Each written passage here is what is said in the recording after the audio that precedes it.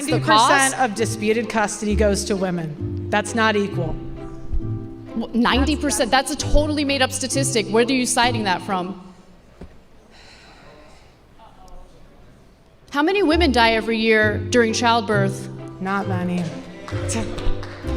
This country has the highest maternal mortality rate of any developed country. So a lot of women do die as a result of pregnancy and childbirth, yes.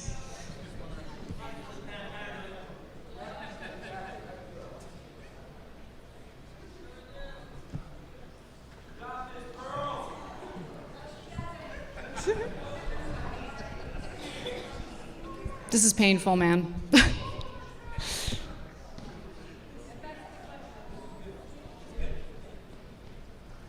you have any other questions for me? Not right now. All right. There's videos on the internet see my everywhere of sister-in-law. women getting their guns taken because they're not strong enough. Are you just making things up?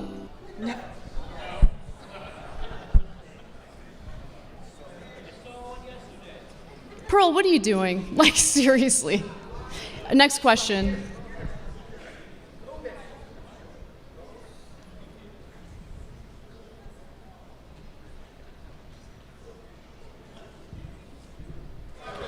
I think I'm more of a feminist than you. Sure. Go great. Congratulations.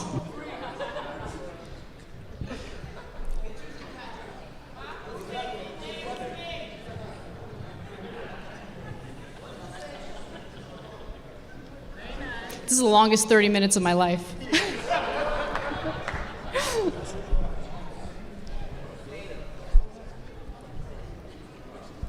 Okay, I'm going to interject again if I can. All right.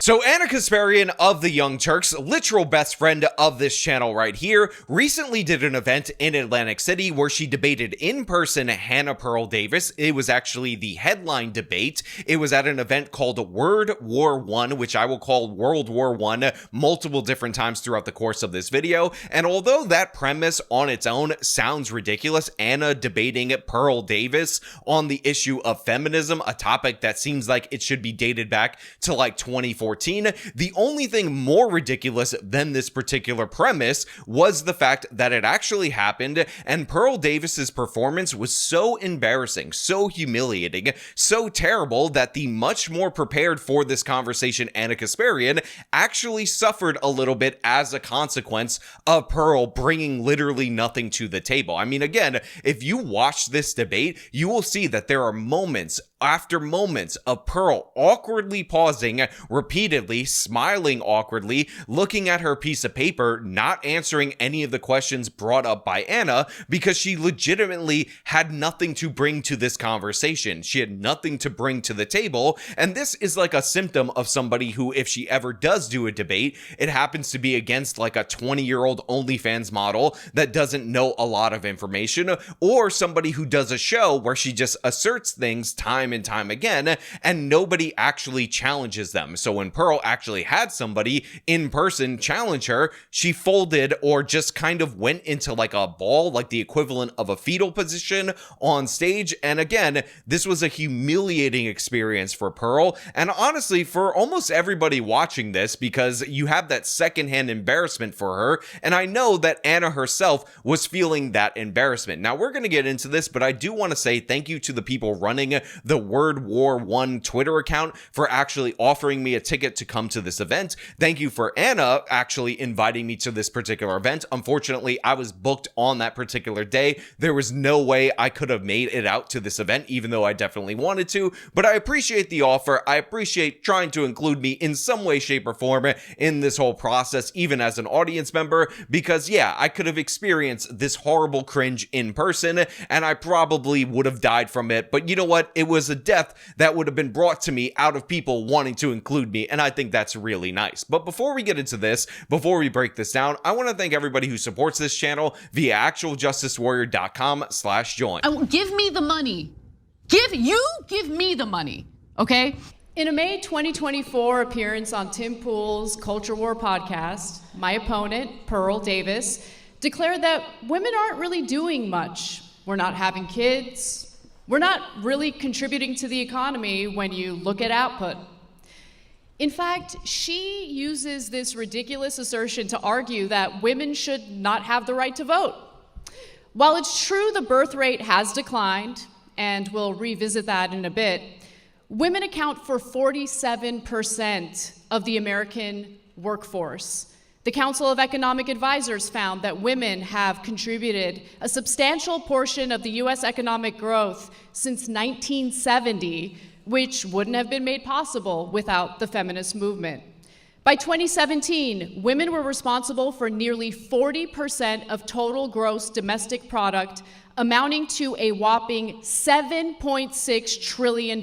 So look, I knew this was over from the opening statement where Ana actually referenced something that Pearl Davis said on a Tim Pool show, and the reason for this is because already at that moment in time, I knew for a fact that Ana had done significantly more research into Pearl than Pearl had done into Ana, and Pearl hadn't even spoken yet. But if I'm being perfectly honest, I knew this was over even before that, because both parties actually did a walkout at the beginning of this particular event, and you could just tell by the body language, by the layout of this, that it was going to be an uphill battle from Pearl, and some of that, because I'm the most gracious man in the United States of America, is not her fault. So first and foremost, Ana Kasparian is like a normal height woman. I believe she's like 5'3". Pearl Davis is closer to 6 feet tall, and you could see that the podium was not adjusted for Pearl. So this is something that's not Pearl's fault, because you end up having a situation where she has to hold her microphone because it's too low on the thing, it doesn't adjust properly, and this is just a mistake that hopefully the folks over at World War I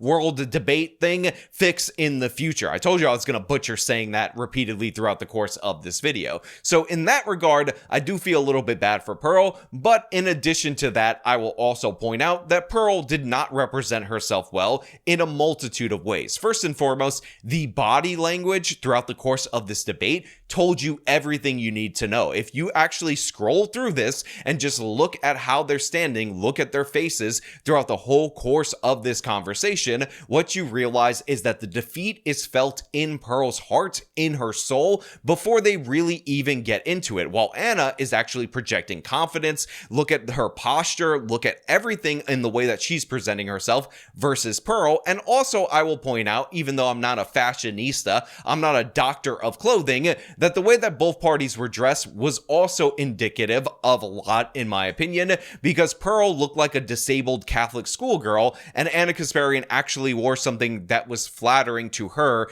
and seemed to fit the event that she was at. Now look, I don't want to focus too much on the superficial for that much longer, but the thing is, there's a reason why whenever you're watching a movie and you see a redhead in the movie, 9 times out of 10, that redhead is wearing green. It's because green contrasts really well with that color hair. It pops on video, and if you know you're going to appear on video, then maybe, you know, kind of present yourself in a way that is suitable to that particular forum. But again, this is not the only problem with Pearl's performance, because every aspect of her performance was absolutely terrible, although she got one good line in like the whole 45 minutes where she said that a woman should get a job just like a man, which ended up stirring up a reaction among the crowd. That's equality. You don't want Alimony equality. makes sense if the woman was a stay-at-home mother and doesn't have a source of income. How else would she take care of the kids following a divorce? By getting a job just like the men.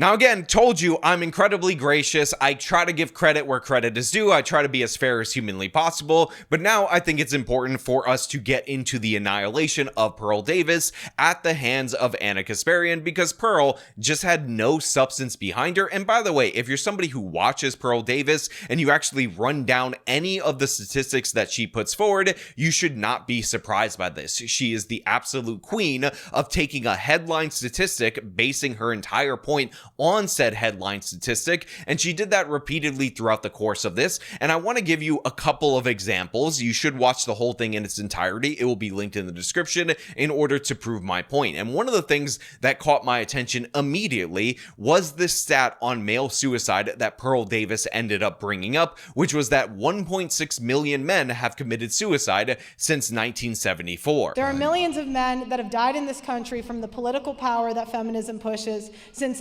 1970, an estimated 1.6 million men have committed suicide. Time. Again, you can go through the facts, the data, and the statistics and manipulate them any way that you want. It's not But manipulation. there are Those are the stats. 1.6 million. There are 1.6 million men in this country. Men are 9 times more likely to commit suicide after a divorce. Compared to women, what's the number for women? It's lower. Really? What is it? Comparative analysis is real difficult for you, isn't it? Okay. Go ahead, Pearl. What's your next question? Now, a lot of this debate was comparative analysis, so after Pearl ended up bringing up this statistic, Anna immediately asked her about the female comparison so that we could know the differential between male and female suicide. And by the way, Ana Kasparian, throughout the whole course of this debate, never disputed that men commit suicide more than women. I want to make that 100% clear, because people who are trying to analyze the debate and advocate for Pearl are pretending that she was being dismissive or hand-wavy to male suicide, but what Anna was actually trying to do was get a comparison so we could actually know what we were talking about. And the thing is, this is actually an example of Anna doing something good in the moment, because Pearl did not have an answer for that question. Instead, she deflected to, oh, why are we talking about women when I bring up men, as if this whole conversation wasn't comparative analysis between women and between men. But what's more important, in my opinion, is what this 1.6 million number actually is, because Pearl does a thing that is essentially like the underpants gnome's way of arguing, where she says something as part one of her argument, and then part two, you're just drawing a blank. There's nothing there. There's nothing to connect this to part three. And then part three is it's because of women. There are millions of men that have died in this country from the political power that feminism pushes. Since 1970, an estimated 1.6 million men have committed suicide. Time.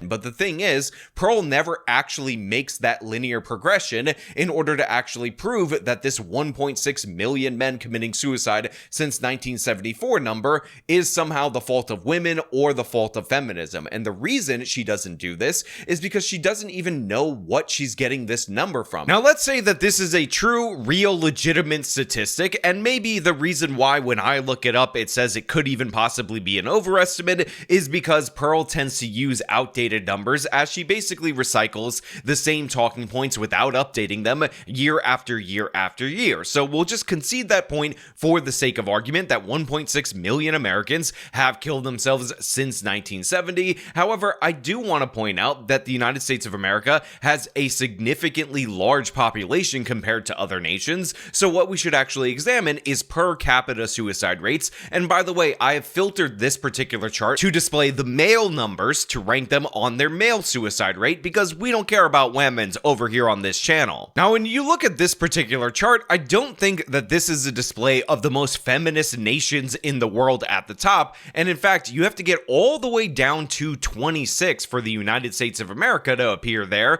and again, this is after many countries that probably have less rights for women's in said country. I mean, are we blaming feminism for the male suicide rates in South Korea, or maybe it has to do with the fact that they have an achievement culture, and if you don't pass a certain set of exams, you're looked upon as a failure, and that is a lot of pressure, especially for males, even though, again, their female rate is actually pretty high, but we're not talking about that because we don't care about that. Also, we have Ukraine and Russia. Now, this is very likely due to the fact that we have a situation where both of these nations are at war, people are being forced into service, there are stresses with the military service, and neither one of these countries is really considered to be this top-tier feminist nation. In fact, a lot of propagandists talk about how Russia's the real trad Christian society, and yet they have a significantly higher rate than the United States of America. And by the way, even if you're going to say that this is skewed because of the war, even prior to the war, Russia ranked above the United States of America. Again, look at the nations that are displayed right here and tell me if you think that feminism or women's equality or gender parity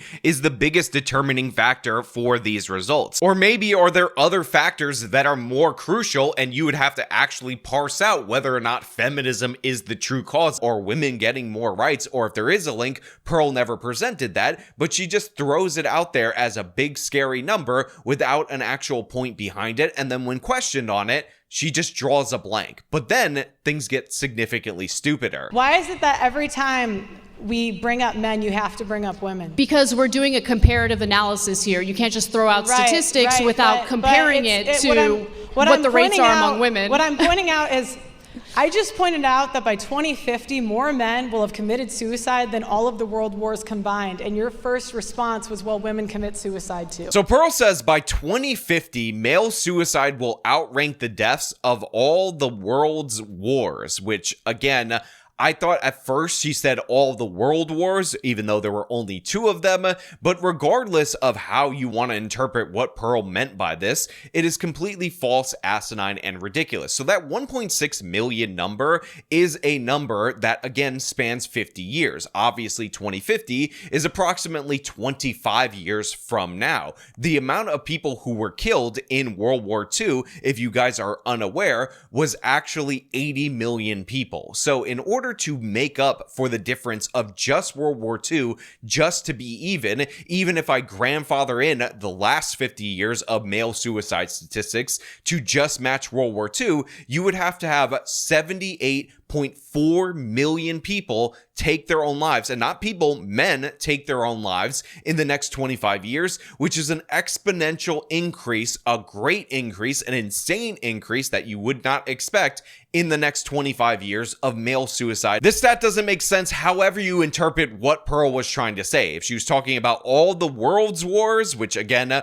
are tons of wars, if she was talking about the world's wars in the 20th century, again, tons of wars. If she was talking about both world wars, again, it doesn't make sense. If she was talking about either world war, it doesn't make sense because, again, it is just not based in any logic. Even with the suicide rate going up among men, it would not go up like 70-fold or 140-fold in order to match the deaths of even just World War II. Now, I know some of you might be typing in the comments that maybe Pearl meant all the casualties in America's wars total, like every single war America engaged in the history of the country, but the thing is that 1.6 million number is already higher than the 1.3 million estimated Americans to have died in combat since the history of the country. So again, she doesn't know what she's talking about. And commentators can, they can try to minimize it. They can talk from their ivory towers and pretend it's not happening, but there's a genocide of millions of men that's going on in this country. When you use the A word, genocide? I was going to say 1.6 million men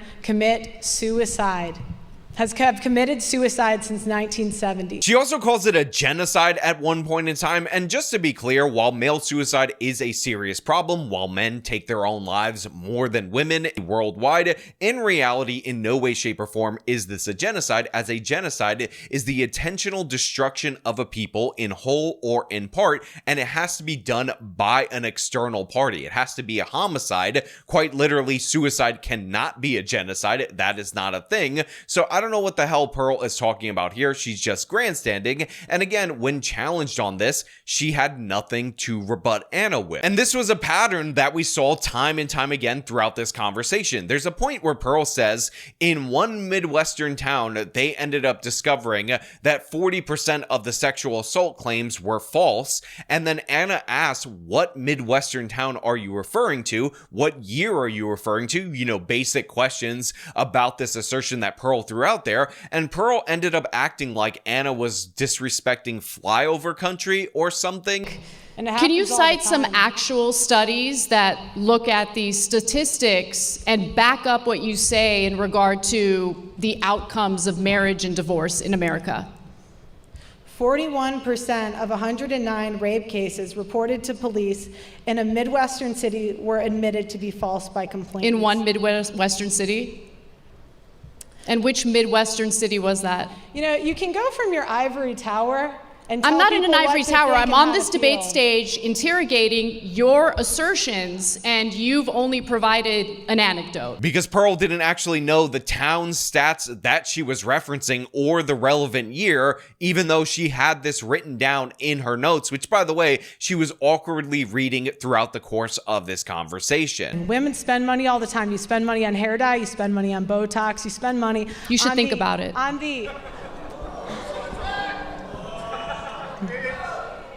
I sure am.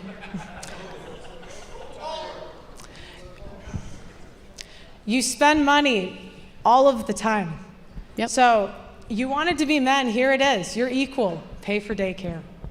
Equality means that when you have a child or children, you're both also, Anna told Pearl that she should look into Botox and plastic surgery, which was kind of hilarious and mean. Now, Pearl also has a bunch of completely ridiculous non-points that she brings up that may sound good, again, when you're doing your own show and there's nobody to push back on them, but when you bring them up as actual argument points in a debate, you realize that they're completely absurd and ridiculous. Why do we have phrases like it's cheaper to keep her? Pearl, answer the question. Divorce is expensive. And by the way, on purpose, to discourage people from getting divorced in the first place. Why do we have phrases like happy wife, happy life? Because it's true. Same with happy husband, happy life. I don't want to come home to an angry husband. But that's not a phrase. Do you have any other catchphrase or slogan you want to throw at me? So Pearl's like, why do we have phrases like it's cheaper to keep her or happy wife, happy life? And Anna ends up responding with, because it's true, and again, because divorce is expensive, and in addition to that, she says, yeah, it also goes the other way. Happy husband, happy life. She doesn't want to go home to an angry husband. And then Pearl says, why is that not a phrase? As if this is a great counter argument or rebuttal to that. But the reason why that's not a phrase is because it doesn't rhyme. Is Pearl's argument that in reality, the English language for not rhyming husband with a synonym for life is somehow this egregious crime against men? No, that's absurd. We tend to have idioms that either rhyme or sound like they have a little bit of rhythm to it, and in reality, happy husband, happy life is not one of those things that has that ring to it. I guess you could do happy spouse, happy house, or something stupid like that, but do we really want to shift all of our phrases to be super gender neutral? That seems lame, progressive, and oddly feminist of Pearl Davis, but maybe that's actually what she's going for.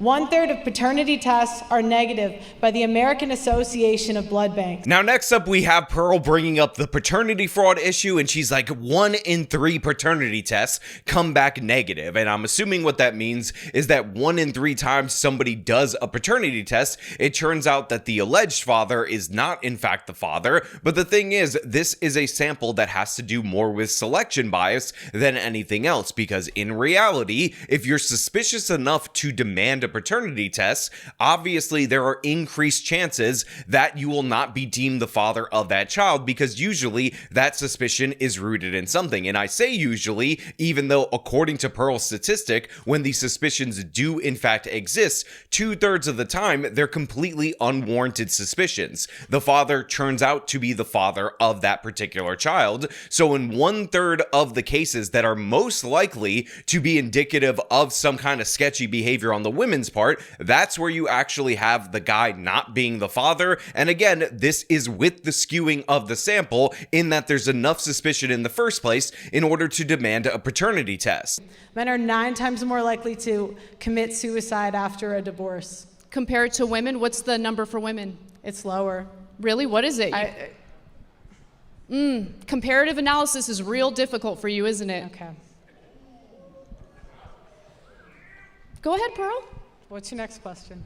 Now, another example of Pearl putting out a half-baked statistic is that right there. So what she actually meant to say is that men are 9 times more likely to commit suicide after divorce than women, although she leaves that second part out. And the reason she probably is leaving this out is because when she brought up this statistic against Trent Horn in a very similar debate, although much less messy compared to this one, what she ultimately ended up discovering is that Trent Horn had a rebuttal for that. And that rebuttal was, never married men commit suicide at higher rates than divorced men. When Pearl brings up, divorced men are 9 times more likely to commit suicide, she's probably referring to the Kipaosa 2003 study.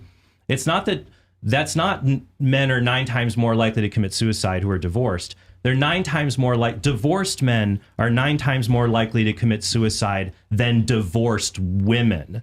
But that's only because men are just more likely to complete suicide anyways than women. They tend to choose more violent means to do it. So, but when you look at the data, never married men are still just as, if not more likely to commit suicide than divorced men. So that's the comparison fallacy once again. You talk about all of the risks related to marriage, And there are risks, but there are greater risks to being not married. So that shows marriage is not a bad deal. And as I said before, if marriage is such a bad deal for men, if it's so bad, why do 93% of men say they're willing to remarry their wives again if they had the chance? Why do 65% of divorced men choose and go and get remarried? It's because they recognize maybe someone wasn't right for them, but marriage was still right for them. So even in the situation of divorce, where men's outcome in terms of suicide is 9 times worse than women, it is still way better off than men who were never married. Again, according to the numbers. And even though Pearl had this put right in front of her face in that Trent Horn debate, guess what? She's out here rehashing the same thing in this Ana Kasparian debate, because Pearl never actually consumes new information. She never adjusts her stats. And another perfect example of something that Pearl never adjusts is the fact that she's been saying she's interviewed over 1,000 men for like 5 years on YouTube, and she brings it up yet again in this debate. My answer to this question not only comes from covering current events and researching the facts, data, and statistics, but also in my professional experience interviewing over 1,000 people in America and Western nations. You would think that number would go up, and in addition to that, you would think at some point in time, Pearl would maybe realize that the kind of men that she is seeking out to do interviews with are obviously going to come with a specific perspective. I mean, imagine if I put out a call and I started doing a show where I was interviewing women who were bitter against men, and all I heard over and over again repeatedly were women's stories about how bad men were. And then I said, hey, look, on my show where I exclusively interview women who hate men, they tell me horror stories about men, therefore that is somehow data and not selection bias. You would find that absurd and ridiculous. It's like when Caleb Hammer interviews people that are in debt, and he's like, I interviewed 1,000 Americans on my show Financial Audit, and what I found out is that all these dumbasses end up going to Disney World when they're drowning in debt and they never pay their student loans. No, obviously the people who are on Financial Audit are on there for a reason. It's because they have bad spending habits, poor work ethic, they tend to defraud the welfare system, and all those commonalities that again come from the selection bias rather than the overall trend in society. Pearl, you got to do a little bit more than just say for the last 5 years you've interviewed over 1,000 men, because, you know, eventually somebody's going to call you out on it. Unfortunately, it wasn't in this debate. But there were even worse moments than that for Pearl. There was a point where Pearl was saying, what do you get out of marriage? And Ana ended up saying a bunch of things that you get out of marriage, which, by the way, a little bit of a sidebar thing. One of the things that I do like about Ana Kasparian is that she talks up her husband so much in public. She really shows genuine affection and appreciation for him. She did so on this debate stage. Actually, it's kind of strange that a left-wing person is making a solid case for marriage so vociferously on the internet.com, while somebody who is allegedly on the right is denigrating it in every possible way. And she ends up giving this rebuttal to Pearl on what she appreciates about being married, the importance of marriage, and Pearl does not compute this. She did not expect Ana to have a good retort to that. So then Pearl was like, pause, awkward. Sell me on, You okay, advise Anna, men to avoid marriage. Sell me on marriage. What do men get out of marriage? That's sad. It's sad that people think that. It really is. You get a partner, you get a teammate, you get to build a life together, and it's beautiful. I feel like misery loves company in this situation.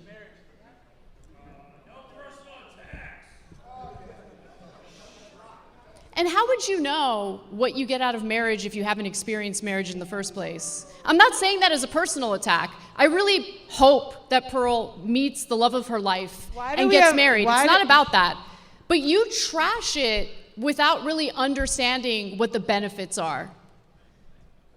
And it's embarrassing to see. And again, I will point out that Ana was probably in her B form, not her A+ form. But the thing is, I think Ana was partially thrown off by how bad Pearl was during the course of this conversation, because for lengthy periods of said conversation, Pearl never gave Ana anything. I mean, there was a point in the conversation where Pearl brought up Amber Heard, and she was like, why is Amber Heard not in jail? She did false allegations, or false allegations as the super mayor would call them. False allegations and not facts. And therefore, she should be locked up for those false allegations. You guys want to believe women at the expense of men. Why isn't Amber Heard in jail?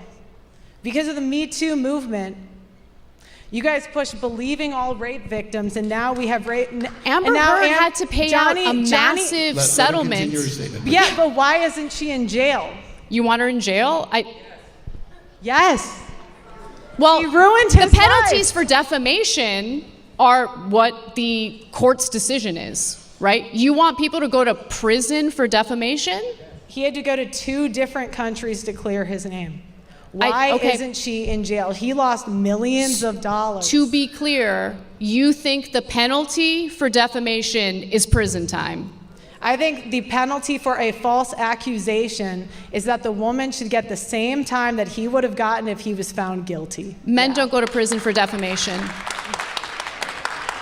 But the thing is, I don't know if Amber Heard actually made false criminal allegations against Johnny Depp, which of course is prosecutable criminal, but what I do know, and what she did lose on, were the false civil allegations, the defamation of character, and guess what? She was punished under the civil court system, so maybe this isn't the best applicable example of somebody who got away with it when she very distinctly and famously did not get away with it. Now, of course, for a set period of time, during that Me Too era, she definitely 100% did seem to be benefiting from these allegations against Johnny Depp, but over time, the court system did work out. And by the way, this is due in large part to the fact that Johnny Depp is rich, he's famous, he was able to afford attorneys and all of that, he was able to get this trial on television so people could see it for themselves. But yeah, this was a case of Johnny Depp beating Amber Heard, beating her in the civil court system, not physically beating her, and not necessarily the greatest example for Pearl to bring up, especially when she's trying to say that there were no consequences for women. And by the way, Johnny Depp is starting to appear in more and more movies again. He has been accepted back into Hollywood. And Amber Heard, again, the person who made a lot of these false allegations against Johnny Depp, she has had her career get a major setback. So yeah, there's a lot there in terms of a victory for Johnny Depp, but Pearl brings this up as a random example. And while I don't want to stay focused on that, I think it's relevant because later on, Ana Kasparian brings up Jeffrey Epstein as an example, somebody who got a sweetheart plea deal in his original trial under the Florida U.S. attorney. He basically got a deal where he was free for most of the time he had to report to jail at night. And this is despite the fact that Jeffrey Epstein very famously had a much larger operation that abused a lot of female victims. And what's interesting about this is that Pearl refused to criticize Jeffrey Epstein. Do you think it's fair that all of the young women who were preyed upon as minors by Jeffrey Epstein are now experiencing yet another administration engaging in a cover-up? Or was it the female's fault for being preyed upon by a disgusting pedophile? I'm just curious. What kind of question is that? I think it's a pretty straightforward one. That has nothing to do with the topic. No, it does, though, because you're talking about the unfairness of our court system, especially as it pertains to divorces. But we're talking about a guy who got a sweetheart deal after raping minor girls, and then even after that, multiple administrations, Democrat, Republican, doesn't matter, engaged in a cover-up, ensuring that those victims would never get justice. And this has to do with this. I mean, you want to talk about the unfairness in the court system and how terrible it is for men. What about how terrible it is for women?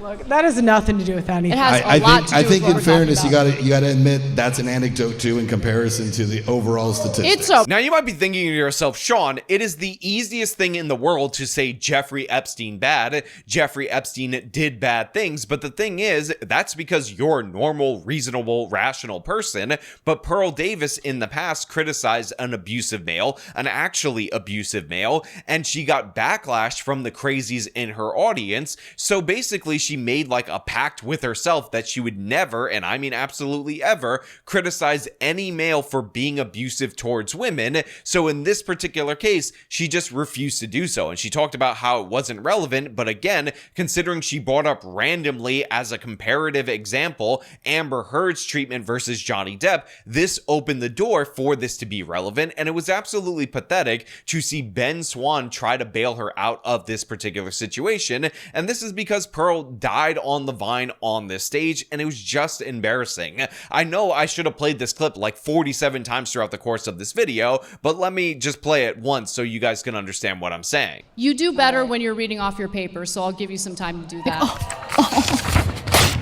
No, we're not doing that. That's embarrassing. Again, pathetic in every possible way, but one of my favorite parts of this conversation was after this point, where Ben Swann started asking questions to the various people, because Pearl had shut down so many times that everybody was cringing throughout the course of this conversation. She was embarrassing on every possible level, so Ben was trying to progress the conversation because essentially they were running out the clock on a main event because Pearl was giving them absolutely nothing, and he ended up asking Pearl if she believes that things have gotten better, and she ends up saying no, and this made me laugh, which I'll tell you after you see the clip right there. Pearl, in your experience, the men that you talk to, do you see a difference in terms of the age of those men, where maybe it's getting better for some? Because I would take it that some of the guys who were a little older and have been through this in the past, the courts are starting to recognize and realize that maybe it's not very fair. No. No? No. Why, and why do you believe that? You think the courts are completely I mean, oblivious there's men that write into my show every day just talking about how much they want to be fathers. So, I hope it changes, but right now I would say no. And the reason this made me laugh is because this is like asking the head of CARE, the Council of American Islamic Relations, if Islamophobia is going down. This is like asking the head of the NAACP if anti-black racism is going down. This is like asking the head of the ADL if anti-Semitism is going down. These people's entire business model relies on you believing the opposite, that anti-Semitism, Islamophobia, and racism are growing problems in the United States of America, not shrinking, so Pearl cannot acknowledge that things have gotten better in any way, shape, or form, and you might think that that is backed up by reality, a reality that was not presented by Pearl, but I'll give you a perfect example of something that was presented by Pearl, because she mentioned something called the tender years doctrine. Widespread issue when it's the tender only years 10%. doctrine is a sexist law against men. Now, the tender years doctrine was, in fact, something that was discriminatory and advantaged females heavily when it came to child custody cases, based on the idea that women are more naturally nurturing, therefore the judge should weigh that more significantly when deciding who, in fact, gets custody more often, especially when it's in dispute. And while Pearl is talking about accurately how it is discriminatory and it does advantage the mother over the father during custody battles, what she doesn't mention is that the tender years doctrine has largely been repealed or deemed unconstitutional through various court challenges and changes in legislation throughout the various states in this particular union. And by the way, the same thing is true in the European Union. So she brings this up as an example. Later on, she says things have not gotten better, even though this is a perfect example of things getting better. It has actually been replaced by the gender-neutral best interest of the child standard. And while people might say that judges are still influenced by the ideas that harken back to the tender years doctrine, regardless of that, it is still improvement. It was something that was formerly discrimination in the law that has been removed from the law, but like the ADL with anti-Semitism, CARE with Islamophobia, the NAACP with racism, Pearl can never acknowledge that. And by the way, I question whether or not she even knows that for a fact, like if she actually pays attention to the things that she talks about. But of course, I want to know what you guys think about this whole debate and conversation down in the comments below. Should this have even happened? Did Anna annihilate Pearl, or did she absolutely destroy her? Let me know down in the comments below. As per usual, if you like the video, show them by leaving a like, subscribe for more content, follow me on the social media, support me via the support links in the description of this video. This has been me talking about Pearl Davis getting destroyed and destroying herself on a debate stage versus Anna. Till next time.